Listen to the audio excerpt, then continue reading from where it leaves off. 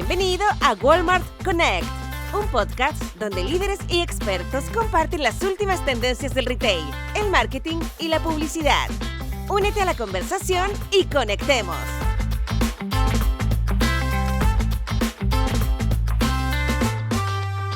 Welcome to all our listeners to this new episode of our podcast. This is Lucas Barros, head of Walmart Connect and Walmart Pharmacies in Chile, the retail media and advanced analytics business in Walmart Chile. In this episode, we will look at the evolution of retail media in the US, one of the pioneers and the largest retail media market in the world. For that, we will focus today on Walmart Connect US, key milestone, current trends, and future outlook for the industry. This time, we are very lucky to have insights from Rich Lehrfeld of Walmart Connect US. Rich, how are you today? I'm good, Lucas. Thank you for inviting me. I'm happy to be here. Could you please introduce yourself a little bit so our listeners know who you are?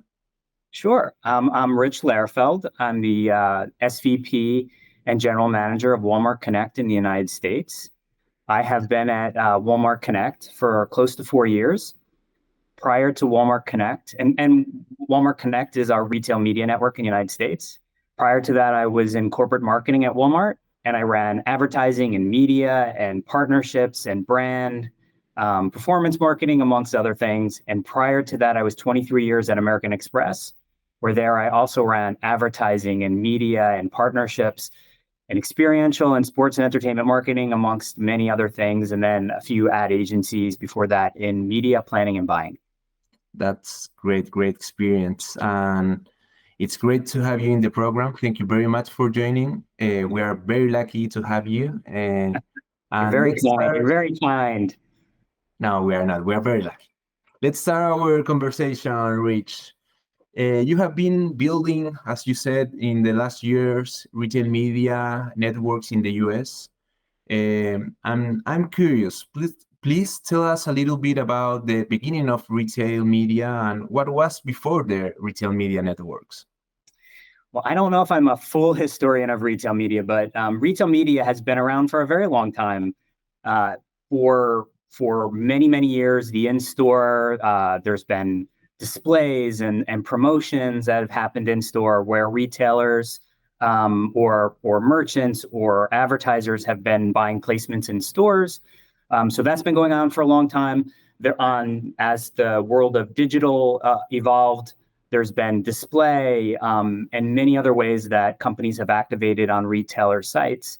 I'm not so sure it was infused with information and data and targeting and performance.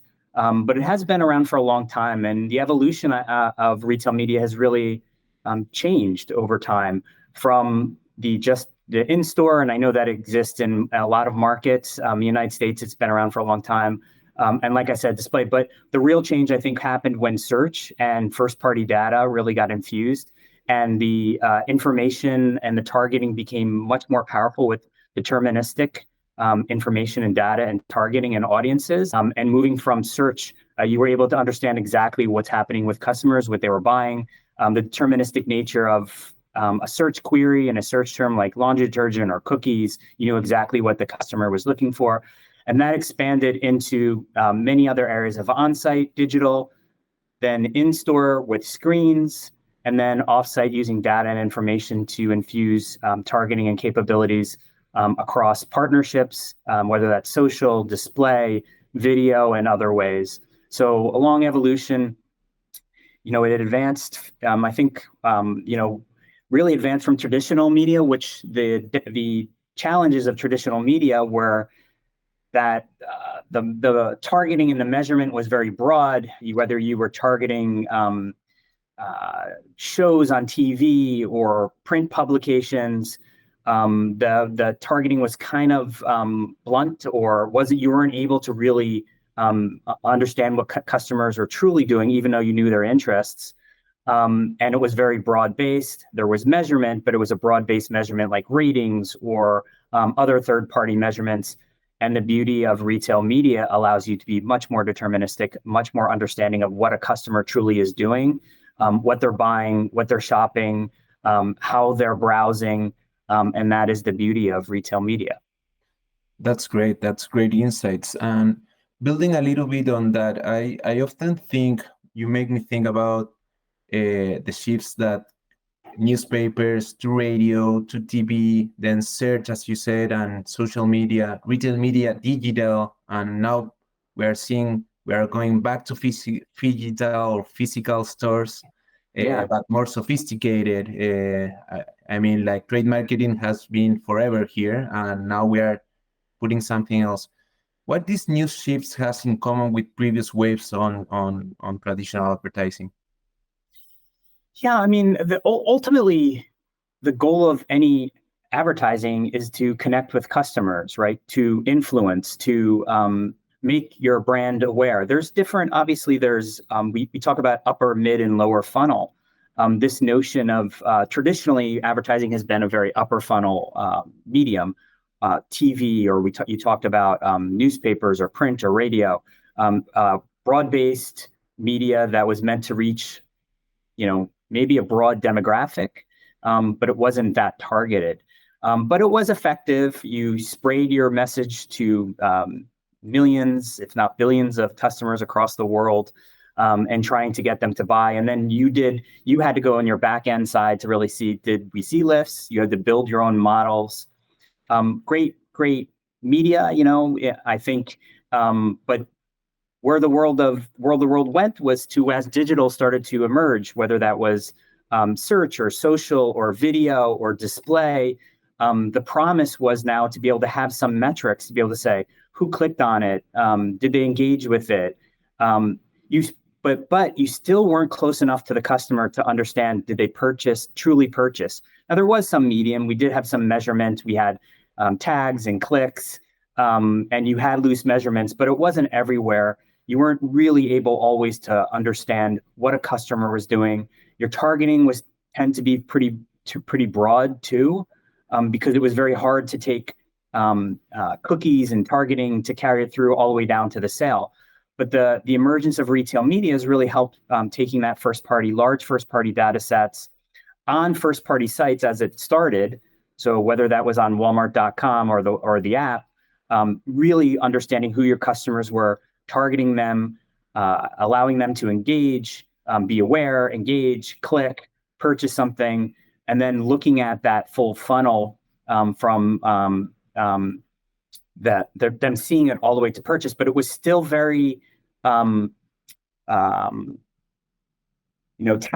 It was still lower funnel. And what is happening now is we're catching to upper funnel with retail media, infusing data and information to do better targeting, have an easy to use platform that clients or advertisers or suppliers, and I think we use many different words for the client or the advertiser, to be able to target their customer on platform and off platform and use more upper funnel. So whether that's connected TV, whether that's digital radio, whether that's digital out of home or digital print, understanding the customer in a more upper funnel all the way down to the performance based and what happened with that sale, whether that sale happened with a direct click or eventually they came into the store or they came online and purchased it. We're able to see that now and be much more effective with clients with their media placements. That's a great take. The capacity of how we measure or we are capable to build long-term strategies at the same time that performance. Yeah. And retail media have the options to connect upper and lower funnel at the same time. Correct. I'm sure our listeners would love to hear more on how retail media managed to build both at the same times. Rich, how is that happening in the US? Yeah, I mean, it's happening really fast. The emergence of retail media has really exploded over the last couple of years. And it really, the reason why is the fundamental nature of retail media, because it's very deterministic, large first-party deterministic data sets. And then more and more consumers are shopping online. So as the world goes from physical to digital, the ability to get large groups of customers to be able to understand what they're doing and what they're interested in, to be very relevant to them through search or other mechanisms, have an easy-to-use platform that customers can get what they want, and advertisers ultimately can target and run campaigns and then measure it. That has been why this success has really grown. And now what's happening in the marketplace is not just on shopping sites, the notion of retail or financial retail sites or commerce sites or whatever you want to call it, the notion of using first-party data to really target better, operationalize your platforms, and then truly measure what customers are doing. That's why it's been so successful and growing so fast in a world that is very hard to, to compete or to find customers, making it really easy to use information and data, and showing great performance. The retail media networks, I know Walmart, we're showing great performance, and that's attracting more and more advertisers to the platform, because it's very challenging for them to find customers in a very saturated and a very confusing sort of marketplace. Yes, I completely agree. Now brands have the capabilities to build brand and also performance in the same place, and with a great audience that in this case Walmart. And I think also because as retail media networks build out their capabilities, client servicing capabilities, product capabilities, automation, programmatic, making self-serve to however you want to be served. And as retail media networks, especially Walmart, builds out those capabilities, more and more advertisers are able to experiment, understand what it can do for them. And when they start to do that, they start to see great results. It really is. There's nothing closer that you're getting to a customer. The customers are making decisions on the platforms, and especially if you have a large retail media company like Walmart is. It is just a great place for them to grow their sales, and not just grow sales they wouldn't have gotten. They're incremental sales, because that's what we're in the business of. It's not just allowing them to get the sales they would have gotten. It's how do we give incrementality? How do we accelerate what they want to do? And again, as we start to build lower, mid, and upper funnel campaigns and results or measurement tactics, they're able to do all of that, everything that they wanted to do, or they're doing with other broad-based media companies.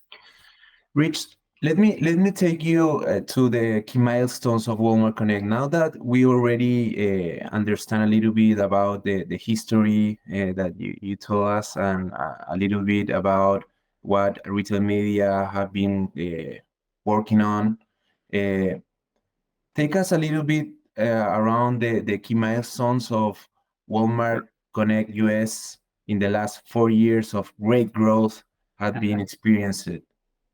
Well, I'll start with 5 years ago when we insourced. So we outsourced our business to a partner who ran a lot of our data, our information, our sales, our operations, in partnership with Walmart, but it was really an outsourced business. So 5 years ago, we insourced.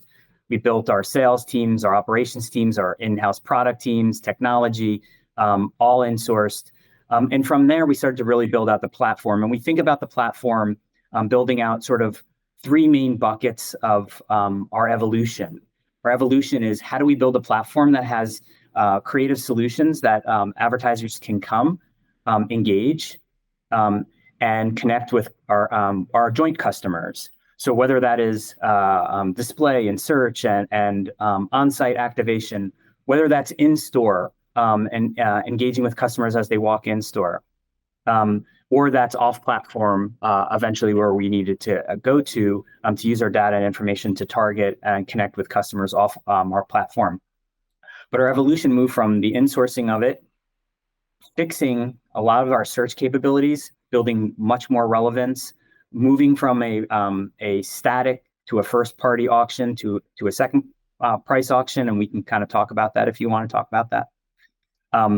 Expanding our display, expanding all the creative ways that our clients can connect, or advertisers can connect with customers on our platform. Then moving to the evolution of building out our in-store, building out our screen technology and our measurement capabilities, building out things like demo programs or other types of programs, like experiential in-store. And then moving into the off platform, again, trying to get to the more upper funnel. So building out our DSP capabilities and our partnership capabilities and display and video to be able to connect with customers and then track them back to Walmart Connect. From a client perspective, moving from a managed serve, large 1P advertisers all the way down to building automation and self-serve, because as you work with smaller advertisers, so moving from 1P to marketplace sellers or smaller 1P sellers, building a platform that we can have self-serve, automation, easy to use, and again, driving great results for them, both the large and the small. And then the performance. And that's everything in the last 4 years? Well, it's moving fast. Everything's parallel. So I hear you. But there's no fascinating about what I'm hearing. Like, you know this, everything's moving fast, and you got to move fast to compete.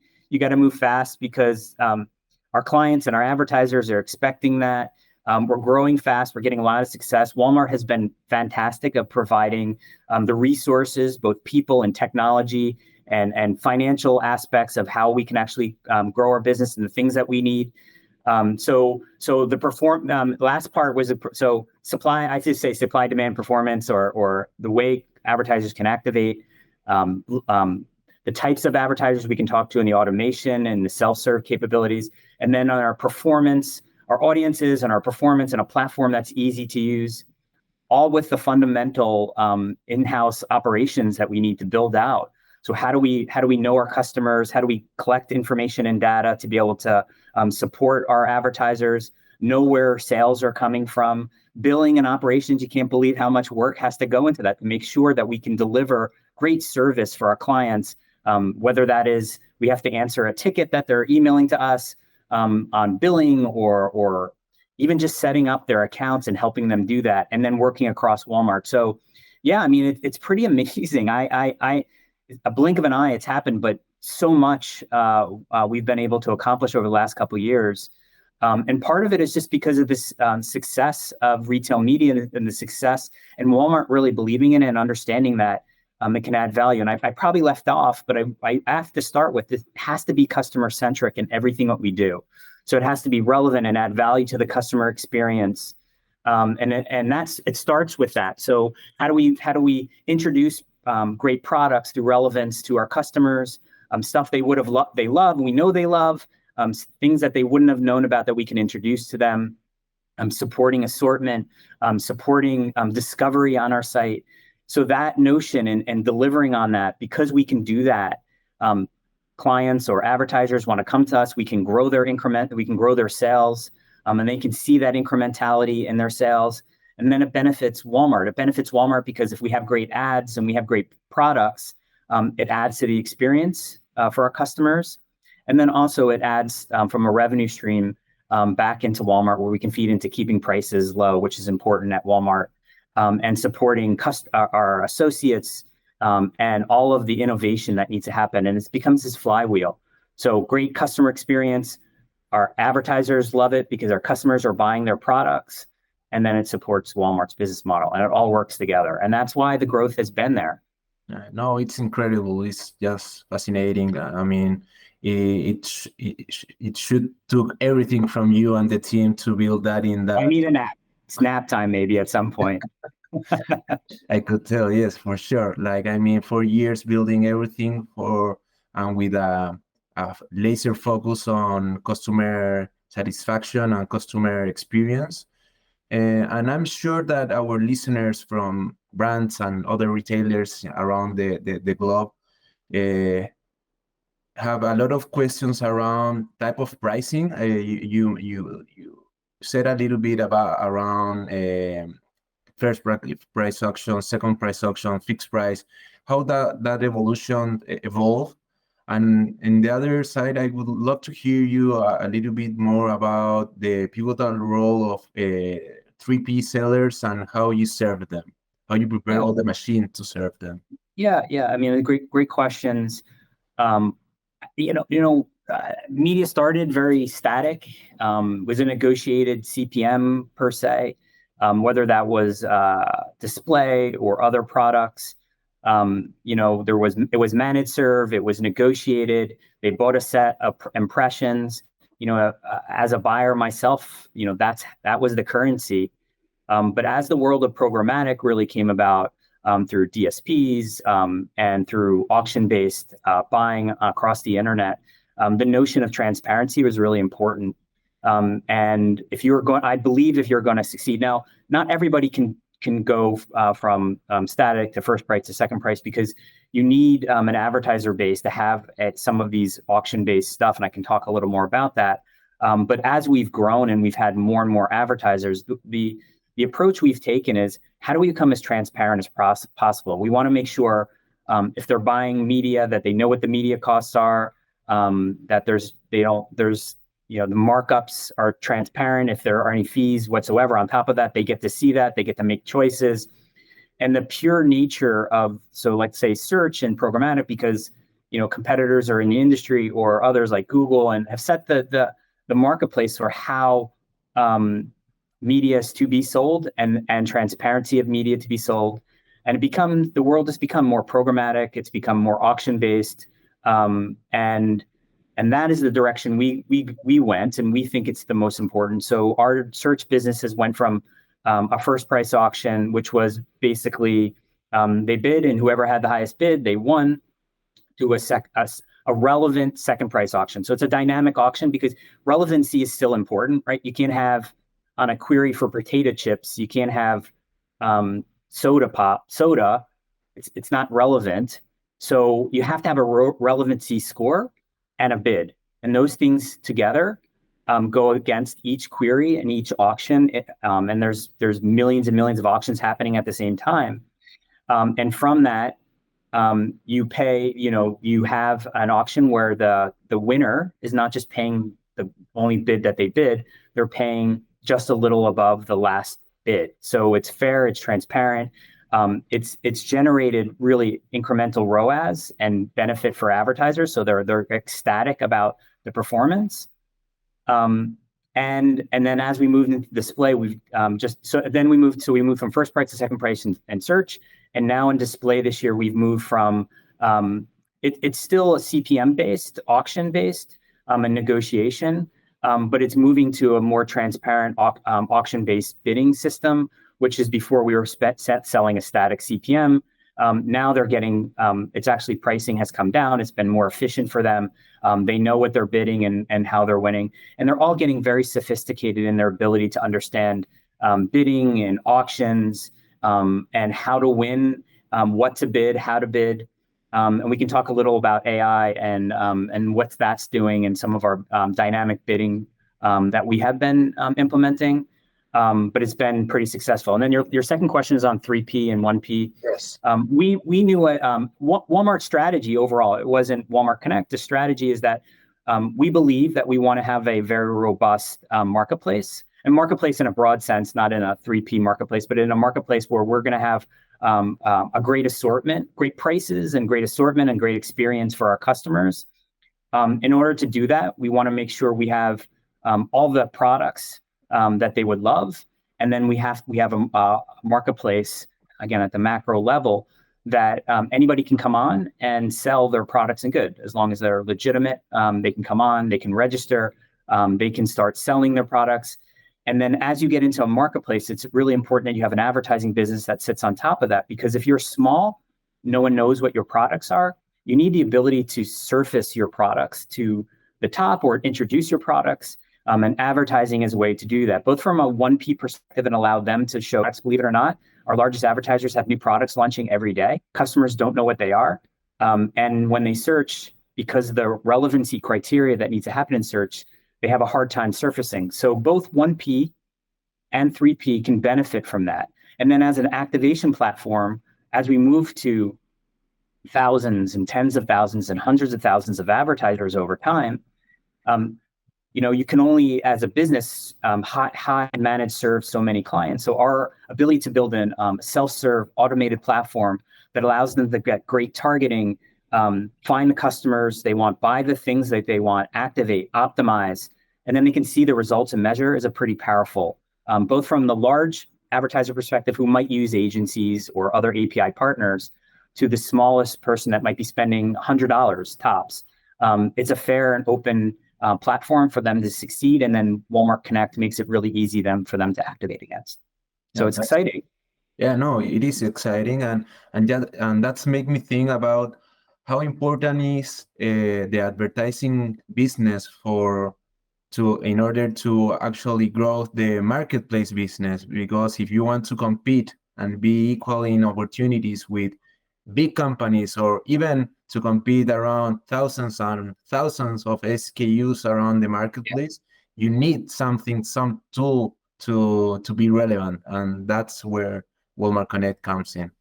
That's exactly right. We work in parallel with the marketplace team. We work with them every day, and now when you sign up for a marketplace, you are actually automatically eligible to start advertising. And so the two kind of work together, because again, marketplace sellers, some of them are larger and their products will be surfaced really easy, but others might have a harder time, helping them cold start or helping them be seen by a customer base is really, really important for them to succeed. And hopefully we can help them be successful. The marketplace team has a whole service team. Our team can help them be successful, allow great products to be seen, allow our customers and help them grow. We're seeing success. I was just at the Marketplace Summit in San Francisco last week, and seeing these great sellers, they're so excited about the platform. They're excited about the marketplace platform and the success they're having. And then also the ads platform as an assist to help them grow. And that's pretty exciting. People that would never had the opportunity to succeed in the past can now, launch a product in a very short time, see that great success. And that's pretty exciting. It makes us all feel great to know we're launching products and companies and brands every single day here in the US. Yeah, yes. I mean, that's exciting, how we can actually help small brands to grow their business fast in such a huge retailer or marketplace as Walmart it is in the US and in the world. Yeah. Rich, we have been talking about some milestones and challenges. Could you elaborate a little bit around what have been the main challenges around these last 4 or 5 years of building Walmart Connect in Walmart and in a retail perspective, and then probably what are your thoughts around the brand perspective that now have these retail media networks options and they want to succeed on it? Yeah, I mean, I'll start with Walmart because, obviously Walmart's been over 60 years, has been an incredible retailer in the marketplace. And our value proposition's really been about making sure we have great prices for our customers, some of the lowest prices, a great experience for our customers, and traditionally has been in store. And so as Walmart, as we've introduced retail media, we've had to rethink and readjust how we think about the merchant negotiations, which is a separate negotiations. They negotiate their price and any other benefits or features or relationships. We want that to be pure, and we want them to make sure it's supporting the low price value proposition that we promise our customers every single day. And then Walmart Connect really comes in on top of that to help if an advertiser wants to accelerate or they want other sort of things that they didn't get in that negotiation. And so from a Walmart perspective, us is learning how we work with merchants, how we work internally, how we support some of the big bets for Walmart, how we're supporting the marketplace business. So it's not necessarily a challenge, but it's a rethinking of how we actually go to market and how we support relationships and partnerships, how we support our customers. And for us, when we talk about from a customer perspective, again, as I said, it has to be customer centric. It has to be additive to the customer experience. We only want to build products and experiences that can add to that customer experience. We don't want to hurt that customer experience or what they're trying to do. We want to be additive and support that. So from a customer's perspective, we're clear. From our supplier perspective, as I said, we're clear, keeping those negotiations separate, but supporting them after that negotiation happens. And then from a Walmart perspective, supporting our business from, as I said, from a relevancy and adding experiences onto the site or the in-store. We do events every day in-store. I know you do experiences and events. I think that's really important to the value proposition of Walmart. And then ultimately, supporting the business, right? So again, the dollars that we get go back into the business. So my first is really that evolution of the thinking of Walmart per se, evolution of how we use information and data in a safe way. We only want to use in a safe way. How we are in control of it, how we understand our customers, we can add value through data and information, but we don't release that data to third parties. We are in control of that. So how we build products off platform, how we understand where that data is in the customers, how we think about evolution of products and technology. These are, technology has been part of Walmart for a very long time, but as we build advanced and understanding of customers from an advertising purpose, that's a lot to do. And we've spent a good amount of resources and time and energy to be able to do that. So this evolution of how we think about technology is really, really important. And I think as we think about, last one I'll probably give is I'll go back to, I'm kind of a little all over the place, so I apologize. I'll go back to the partners, how we think about suppliers or client, I'll say suppliers or the merchants. How do you call them? Well, it's what we call them, right? So now we are, I think we talked about this, Lucas, in the past, you and I, this notion of now we're sellers. So in the past, we've been buyers of product, and that relationship has been solidified for over 60 years. And now we're selling media. So how we think about these suppliers and turn it more into partnerships and turn it into clients. But I think Walmart was in that evolution anyway. We have really done a wonderful job, I think, since I've been here and probably for the last 20 years or so, changing the relationship from vendors or suppliers to really partners. And I see that evolution happen every day when we're talking to suppliers. Our merchants or our site ops teams, everybody are really looking at these suppliers as partners that are we can reach our joint customers with value, with great products, with discovery. And if we can do that together, we both succeed. So I think that evolution's happened at Walmart. For us, it's always kind of strange because we are ultimately selling, so they are our clients. So we have to kind of work within that parameters and making sure that we can deliver for them. So we advocate for our suppliers or our sellers, or we call them our advertisers. As we move into even non-endemic people that don't sell at Walmart, those are advertisers. So that notion of we have to service them and support them. And, not everything at Walmart we can help them with. They have sometimes big asks. But we're more and more, we're helping them navigate through Walmart. Again, if we can work together and partner with them to add value to that customer experience, it becomes a win-win. Yeah, you make it, when you say it, it sounds easy and not much challenge at all, but for sure, I think that it's a lot of work around what you have built in the last time, from how you call and how you relation with brands and how we treat them, to how we build the machine to service all these brands at the same time. And what about the brands, Rich? Do you see some changes on them, on how they structure, how they manage the relationship with us? Again, back to us. Now we have a media business. How they are dealing with it?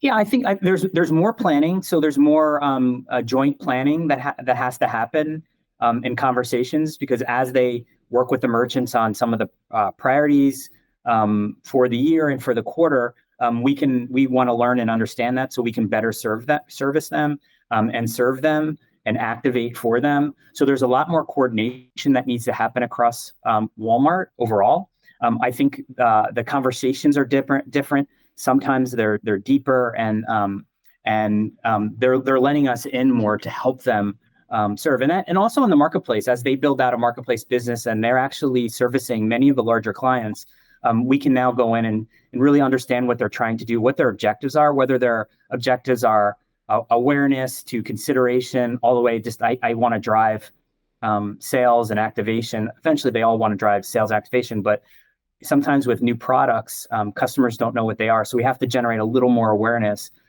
So the conversations are different. And again, but we're all in service of making sure that the customer gets what they need The value proposition sticks with low prices and convenience and assortment that Walmart has. And that's been actually probably one of the more exciting things for me, to see those conversations in kind of a different way. So the other thing I would add, I'll add one more thing on the client side I think is interesting. As they start to think, they've traditionally had shopper marketing that has dealt with us, or sales organizations. I think this is sort of where you're going to. Traditionally, that is who works with the merchants, and that's traditionally who Walmart Connect worked with, the more sales-oriented, lower funnel sort of. But as clients start to think through their mid and upper funnel and realize what retail media and what Walmart can actually do for them, they internally are starting to think differently. So we're actually talking to brand people, which we haven't. We're talking to their agencies and their partners, who traditionally we haven't, and now we are. And they're thinking more holistically about, how do we launch products? How do we think about their big bets for the year? And like I said, that's pretty exciting. In the case of Chile, what we have seen is that we see some silos before, like brand marketing budgets, trade marketing budgets. I mean, like performance marketing budgets and everything, and everyone was working in their own seat. And now what we are seeing, and it's coming from, I think, from Europe and the US, is that they are in some way figuring out how they integrate their efforts to go more holistic and go more deepen in the strategic when they action something within Walmart. Is it something that is happening in the US? How do you see big brands working on it? I mean, it's happening now, but I think that is one of the predictions in the future. I think the collapsing of, there will always probably be sales and commerce groups and people that we deal with at Walmart that are more of the commercial leads, because I think they have to focus on getting product into store, or supply chain, and so many other pieces. But I think the buying and the planning of communications and media engagement probably will collapse at big companies. It already is, to media buyers or people that really understand full funnel sort of activation, from awareness to consideration to more of lower funnel activation. And those things will combine in most companies. In the smaller companies, there's usually one person that kind of does a lot of that. But I think as they start to expand, that is the future. And that's the promise, I think, of retail media. It becomes not retail media, it becomes media, because it has all of the characteristics of what successful media is, plus. And that is broad-based customers and targets. Walmart's massive, and we're able to really engage with customers in, at a massive scale, over 100 million customers. And we can do it in omni, so you can have very impactful in-store activations, online activations, and then off-platform through connected TV or search or mobile, or and many other forms that will take place, and all that can happen with a retail media. So the clients or the advertisers or the suppliers, they're going to have to transform over the next couple of years to be more efficient and effective. Yeah, that's great. That's great. And actually, what I think that is happening is that brands are coming to us so we help them organize all their efforts, all their dollars to target one common objective and grow their brands. That's great. Rich, there's one question that we always need to ask when someone with your experience comes to a conversation, and is how do you imagine or the future, or what is happening, like what kind of future we are building right now with these all new technologies that are in place, with generative AI and everything that is coming together now? How it looks in Walmart Connect US, and what are your thoughts around it? Well, I think those are big questions, and I'm not sure I have a full crystal ball.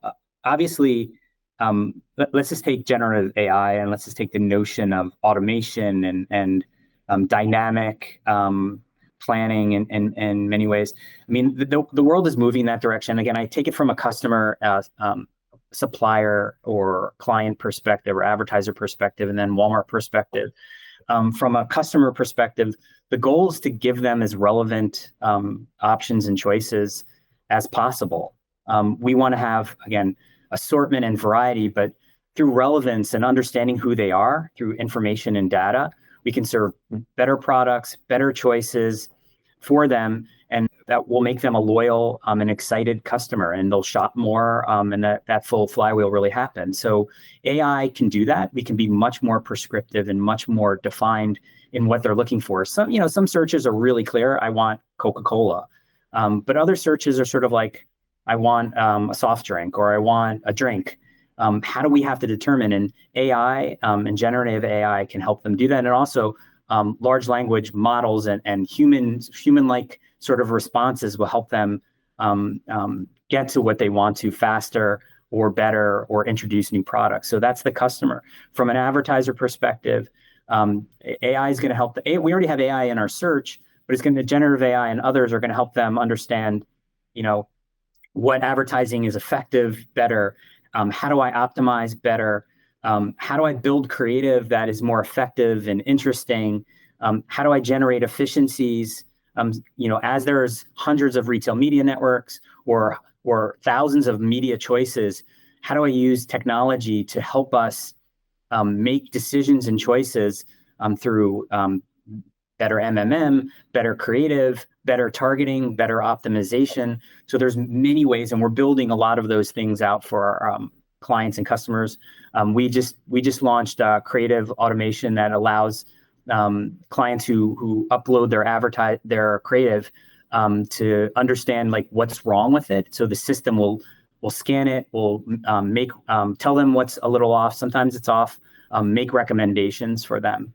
And then for Walmart, our internal systems moving to more AI to be able to help clients activate better, but also for us to understand our business, what's working, what's not working, to see opportunities and look at issues easier and quicker, and then ultimately service our customers and our clients. So it benefits customers, it benefits our partners or advertisers, and then ultimately Walmart. And there's so many more iterations that we don't even know about.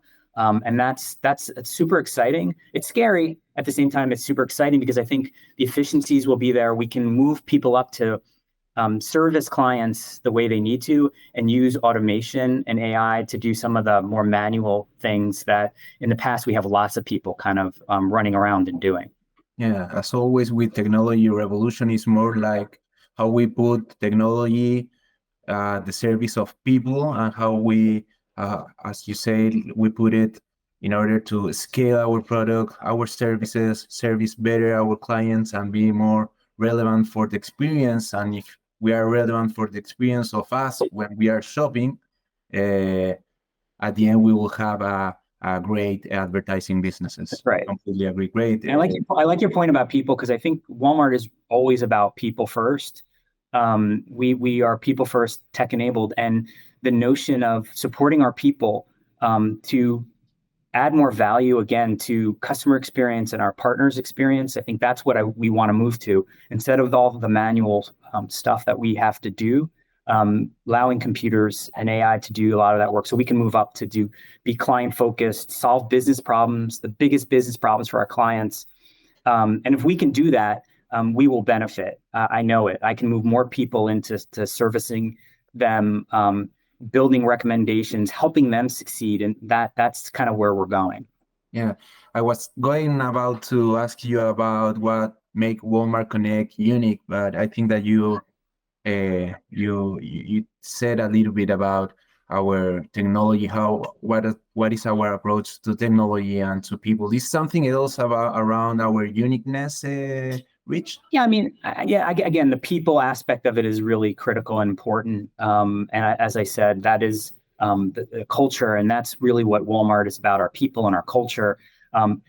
We have a big first-party database that is, that talking to 100+ million customers every day or every week, utilizing that first-party data, having a platform that's easy to use, allowing automation and self-serve at scale, servicing our clients in the right way, really impactful and meaningful measurement that can give them insights, and that can affect how they actually activate and build relationships with customers is really important. And then how we operate as Walmart, as a one Walmart, how we work together, how we support suppliers and our customers together is our special sauce. So it's a pretty exciting time.